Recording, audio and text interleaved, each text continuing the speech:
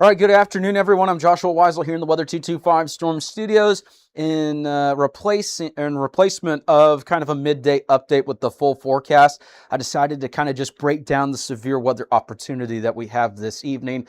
We've already gotten several questions regarding the risk for today and tonight, and I know that when severe weather arrives, typically a lot of people, the main focus is going to be on the severe weather, so I'd rather break that down for you and help relieve some of that stress and anxiety that comes with severe weather. So we're going to break down here with the regional satellite, future scan radar, and the overall severe risks and what that means for you for the remainder of today. First of all, hopefully you're having a great, day so far. Joshua Weisel here in the Weather 225 Storm Studios. We're going to get you through this risk and, of course, any risk that occurs in our coverage area. So what's causing storms today, or what is going to bring the storms that we're forecasting later on?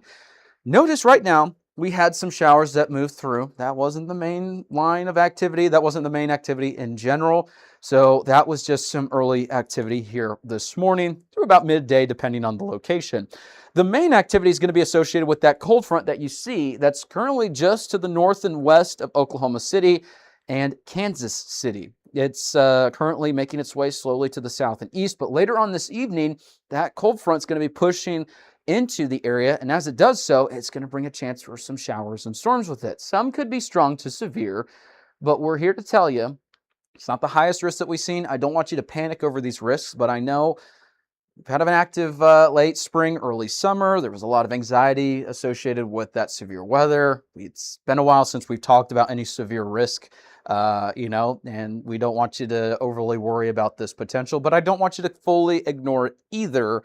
And that's why we're breaking down these risks for you. So that's going to be the main culprit on why we have storm potential today, right?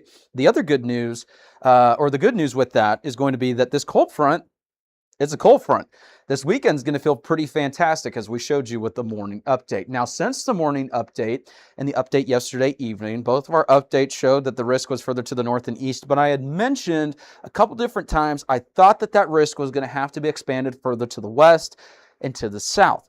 It looks like the algorithm is in agreement, so is the Storm Prediction Center. And if you're new to the channel, this risk that we have here, it's not the traditional green, yellow, orange, red, and pink, right? And you might be wondering, well, what does this mean? This is our own unique algorithm that combines with the outlook from the Storm Prediction Center.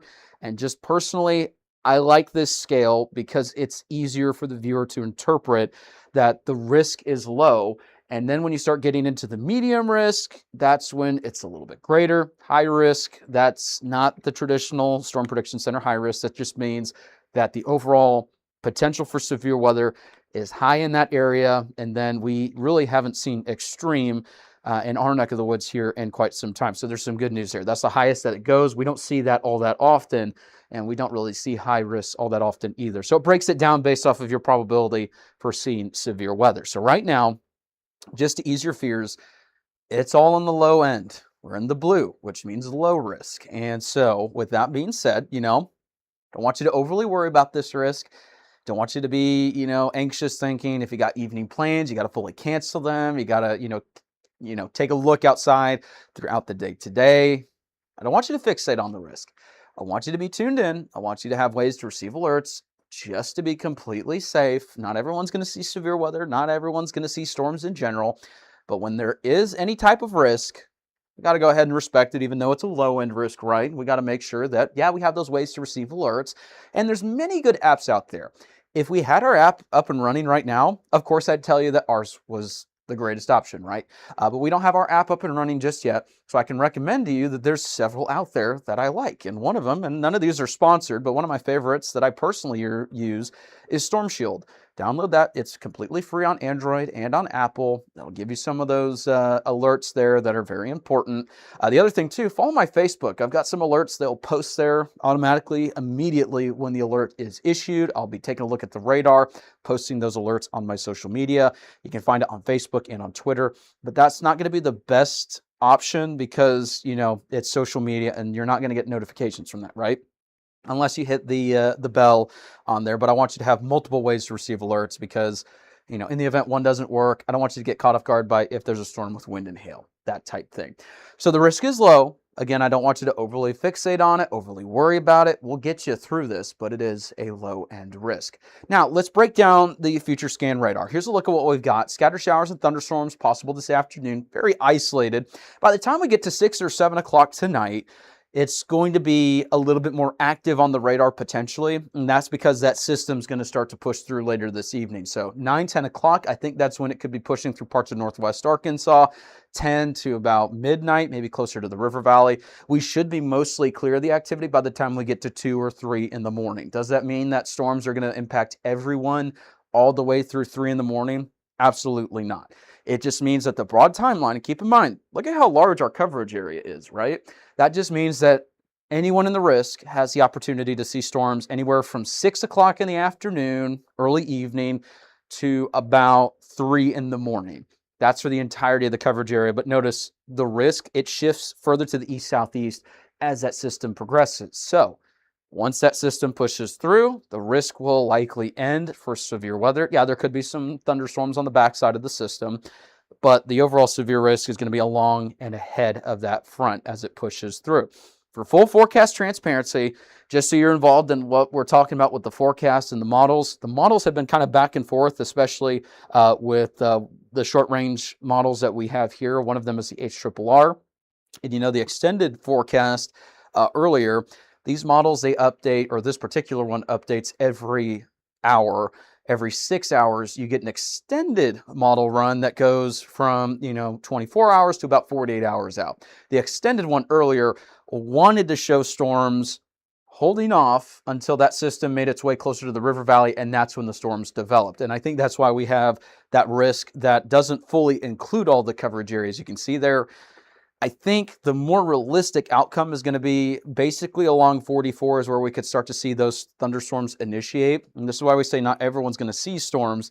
I think that's the most likely area that we'll see them initiate, and they'll continue to kind of march off to the south and east as the evening progresses and as that system moves through. So we'll let you know the very latest throughout the day. Here's a breakdown of those risks.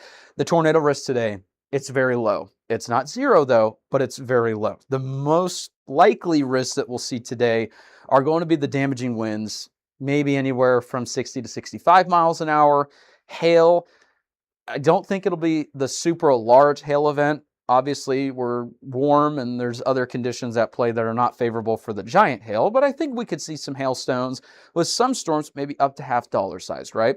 Tornado risk is very low, but it's not zero. So we need to keep an eye on some of these things, but not overly fixate on the tornado risk or the hail risk.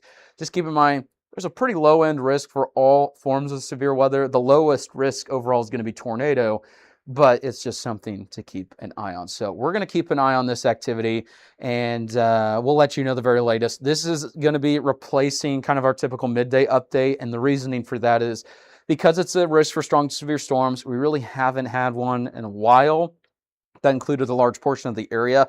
I know that there's people that they hear severe weather and that's going to be the main focus. So I just wanted to take some time to break down the risk for today so that you know what to expect, but also to kind of relieve some of that fear. Not everyone's going to see storms. Not everyone's going to see severe weather. I don't want you to overly worry about this potential, but just stay tuned to the forecast. Maybe after, 5 o'clock this evening, just make sure that you have those alerts enabled on your phone just in case. It's not because we're expecting high-end severe weather or anything like that. That's not the case. We just don't want you to have plans this evening and then get caught off guard. You might be having dinner on the patio somewhere and then an alert comes in and that kind of catches you off guard. We just want to make sure that you're plugged into the forecast, have those ways to receive alerts just in case, and we'll be taking a look at the radar off and on throughout the day, and we'll be covering those storms when needed. That's a look at the midday storm outlook for today. Again, don't overly worry about this risk, but don't completely downplay it either. We'll let you know the very latest here throughout the day, and thank you so much for tuning in.